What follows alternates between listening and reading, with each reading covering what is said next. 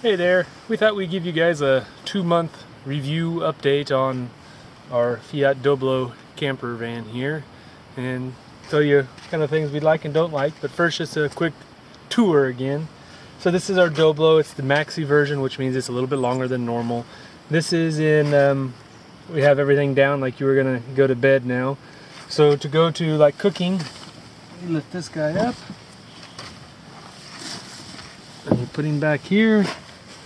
Out of the way, you get in. Now you're in. This is our refrigerator. Since it's winter time, it's plenty cold, so we don't really need a full-on refrigerator. But so a tour. So underneath here we have the heater. This is from a Soviet car. It runs on propane. We also just keep random things down here, like food and potatoes and whatnot. Up here we have, over here we have our water bottle. It works out real nice. Here we have our propane tank. Those again works out nice. We come back here, this is our kitchen. Down here we have things. This is our little box for charging computers and phones, all that crap. This is pots, pans. This is our dish, our bath stuff. So we open this up, fold it down, and we have our table. Here we got things that we cook on, or cook with I should say.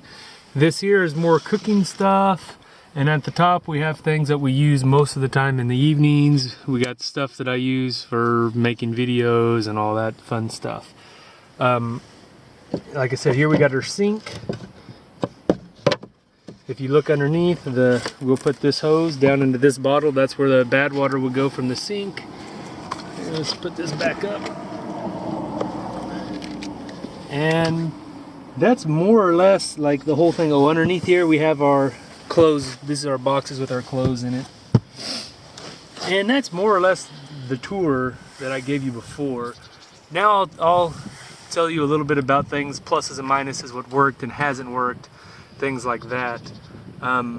So one thing that I would change for sure that hasn't worked out well is this tube for your sink, the bad water to go out. You can see it's corrugated, and what happens is the water gets in there and sets in those corrugations and it starts to smell. So I would for sure use a hose or something that was smooth inside. Other things that have not worked out so well, we do wish we had more headroom, but that's life. If you come inside here, I'll talk about some good things that have worked out way better than we thought. We got our power port here. This has worked out way better than we thought. You have 3 ports for like a cigarette lighter power, 12 volts, and you have on the top and bottom USB to charge your phones. And one thing about this that worked out better than I ever thought, I didn't realize, is you can turn on each one of these power ports, turn them on and off individually. That's really nice. At nighttime we usually have a sleeping or a heating blanket that we sleep with, and you just plug it in, and when you get cold, you reach over, you turn it on for a while, you reach over, you turn it off. That way you don't, it's just so much easier. Other thing that's worked out really well is our CO2 detector. That showed us that when we do a lot of cooking, like when we're boiling potatoes, something that takes a good long while, we need to leave the back door cracked open, because this thing will go off because the stove is producing so much CO2 as it's burning the propane. The heater is all working fine. It exhausts outside, so it doesn't put any bad fumes or anything inside. Something else that's worked out way better than I thought it would is this shelf up top here. I just kind of put it up there just because, and that has really been nice and handy, because you can keep, right now we have our computers on the bottom of the shelf, and then on top of the computers we put our sleeping clothes, pajamas and things like that, stuff that you want at nighttime, so you can put the mattress down, you're in bed mode, okay, now you want to change, okay, well you don't have to get underneath the bed anymore to get your stuff, it's all right here that you want to change into for sleep. Other thing that's worked out well, I guess, is these are our blankets here. That's worked out nicely. In the evening we could put it into like a bed mode, we call it, and then you can use this as a backrest to like kind of sit in a couch type of thing, like relaxing and read or work on the computer, whatever you need. The propane tank inside here, I'm really glad we went with the propane heater, not a diesel heater. for a few reasons, but mostly because we didn't have to do any modifications to get diesel to the heater if you use a diesel heater. This is propane, and we've had to fill it once. It lasted about 2 months, about 20 hours of heating and cooking together. I don't know how much time cooking, but every day basically. And we've had to fill it once in 2 months, and it was no problem. We can do it at any gas station basically here, and they filled it up for us, no issues at all. Other things that we've added more coat hooks to the side. There's more over here. That's really handy. Hang your coats and stuff at night out of the way. In general, something else that's really good is to have mats on your floor, like so that way you don't get the carpet so dirty, because that's ridiculous.